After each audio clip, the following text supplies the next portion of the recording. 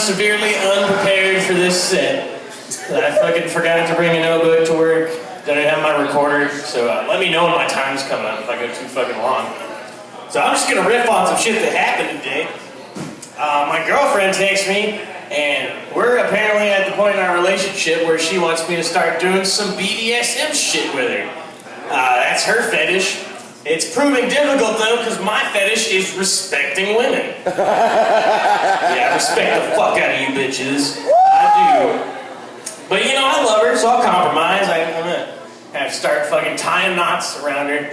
So at least that Cub Scout training is finally coming in handy. Alright, weeblos. Weeblos. What the fuck is a weeblo? Anyway, like, based on the insignia, I'm guessing it's like a piece of corn. Or maize. That's how the noble savages say it. Maize. But whatever. Which brings me to my next question. What is the polite way to proposition somebody for a threesome? Like, seriously, I don't fucking know. Like, am I just supposed to go up to somebody and be like, hey, you're cute, you want to have sex with me and my girlfriend? Or should I, like, seduce you first and then spring it on you at the end? Like, right when you want to get physical. Like, yeah, okay, but we're going to have to bring my girlfriend in for this part. I don't know. I don't know what to do, but I mean, I want to have one. And she's down with the ladies. She's a bisexual one, so we'll see. We'll see. It'll be an interesting next few months for old Uncle Gary. But these next jokes probably won't help, because in honor of the fact that I've had a hemorrhoid problem for the past couple days, I'm going to do this next series of jokes. We all die eventually. It's not my fault, but I like to laugh maniacally like it is. And with the things I do to my body, it's probably going to happen sooner rather than later. Let's not kid around, y'all. Because I've been smoking cigarettes for, like, we can round it down and call it a decade of excellence at this point. And I know it's fucking bad. It's a terrible addiction and it's unhealthy. But it is the perfect suicide attempt for a procrastinator like myself. Because by the time I get diagnosed with anything terminal, my physical health will already have deteriorated so much I don't even want to be alive anymore. Yeah. It's like that whole circle of life thing James Earl Jones told Jonathan Taylor Thomas about in The Lion King. So it's family friendly, at the very least. It is. And the other reason I'll probably die prematurely is because I like to drink like a fish that lives in beer or whatever. I don't know how that colloquialism is supposed to work or where that fish is getting his booze. But it's a saying, so I'm saying it. I'm what the Olive Garden likes to call a known alcoholic, so they don't serve me anymore. And I know you might think, oh, Uncle Gary, alcohol is a crutch. And you know what, you're right. I just happen to be a gimp, is all. And what kind of a sadist wants to take the crutch away from a gimp, you guys? The police is the answer to that rhetorical question. That's the story of how Uncle Gary winded up in jail. Winded up, who the fuck is it? It was work release, but I mean, it was still frightening. Like, I had to keep my head on a swivel, keep my eyes on everybody. Especially this one middle-aged guy who insisted that I call him the Keister Bunny. Yeah, he wanted to drop his eggs in my basket. That's how that was supposed to work, pretty sure. But, it was alright. While I was in there, I learned some shit about the penal system. Penal. One thing I learned is that since 2012, did you know? Since 2012, it's been illegal to rape somebody in prison. Yeah, since 2012, that's when that shit got enacted. A little late if you ask me, but I mean, it gave me some comfort in the big house. It did, but I mean, still, inevitably, somebody broke the law. Oh. Yeah, they tried to slip their finger in my butthole while I was in the shower. I mean, alright, it was me. I'm trying to slip my finger in my butthole while I was in the shower. It's boring in the big house. Don't judge me, you fucking prudes. And I say try because I failed, y'all. My asshole is a disaster. Yeah, this is why I dedicated this series of jokes to my hemorrhoid. Because I've had them. I had hemorrhoids since I was like 7 years old. And that never stopped me from putting like cayenne pepper and hot sauce on all the food I eat. So I keep having magma hot poops. And it's starting to change the landscape a little bit. Like, have you ever seen one of those old Western movies that has like, it's like that. There's an abandoned mine, there's some tumbleweeds blowing through, there's like false entrances and collapsed vents. It's not a pretty picture downstairs. So yeah, I don't know. It's getting to be a real La Brea tape pit, I guess. It's dark and steady. But that's alright, because I'm out, and I'm in the process of, okay, disregard the fact that I told you I had a girlfriend already, because it makes this joke not work as good.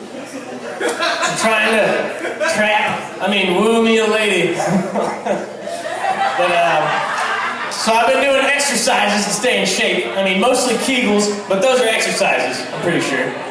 And if you don't know what Kegels are, that's something women will do after a baby destroyed their vagina from the inside out in the miracle of childbirth. They'll use that exercise to tighten their taints back up for recreational use. But if you're a guy, you can do that same shit and learn how to clamp down your urethra while you're coming so no splooge comes out. And then you can have multiple orgasms just like Sting does. And who doesn't want that? Sting's fucking cool. Like, don't stand so close to me. It's fucking Sting. I've gotten decent at them, but not Sting level good. I'm at a dangerous middle ground in my Kegel thumping game. Because last time I was cranking out some knuckle babies and I felt them coming on strong. I held down as long as I could. Fuck the police! Because that's the band Sting was in. You gotta remember, it was the Police.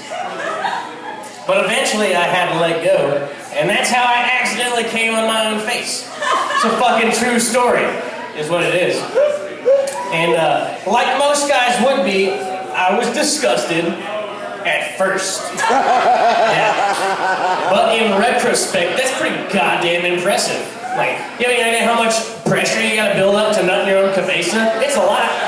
I'm betting. You put it under fucking pressure gauge. Plus, it could have been worse. It could have ended up in or around my mouth. It didn't, though. It just kind of was dangling from the side of my mustache like a high-quality gay porn money shot. Like one of the ones you might find on Bing or Google. Whatever your search engine preference, it's a magical era we live in. Well, you know the keyword, you can find some shit. But I'm gonna blame that mouth diversion on the fact that my dick curved to the left at this point in life. It never used to. Like, that's a man-made curve. It was made by this man, don't get me wrong. A lot of lonely right-handed evenings. Like, imagine a warped piece of wood on a deck that's seen years of foot traffic in the same direction. That's what my dick is like at this point. But now, ladies, I'm looking at you ladies, I could say with 100% personal experience and no compromises to my own sexual identity, I don't like jizz on my face. I get it, alright? I understand. I get it. Alright, it's time for a song, if I have time for a song.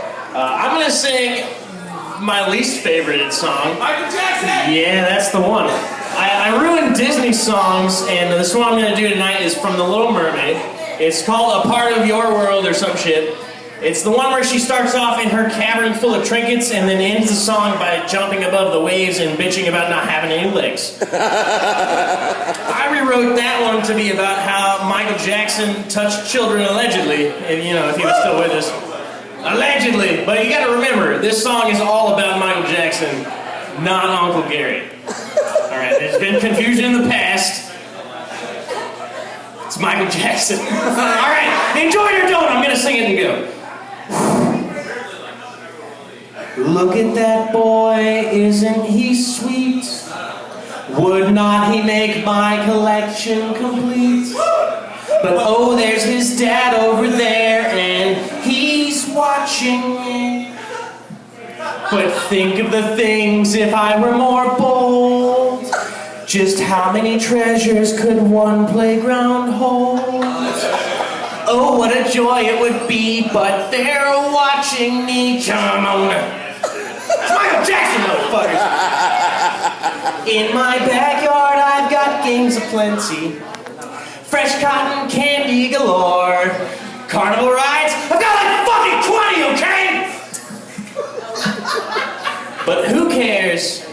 I want more. I want to be where the children are.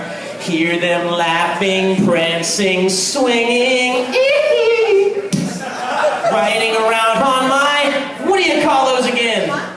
Trolleys or whatever the fuck. I don't know, that deserves better. One of these days I'll rewrite it, but not today. Oh, but I dream of a place we could talk, and we could have fun, and I could be inside of your sun.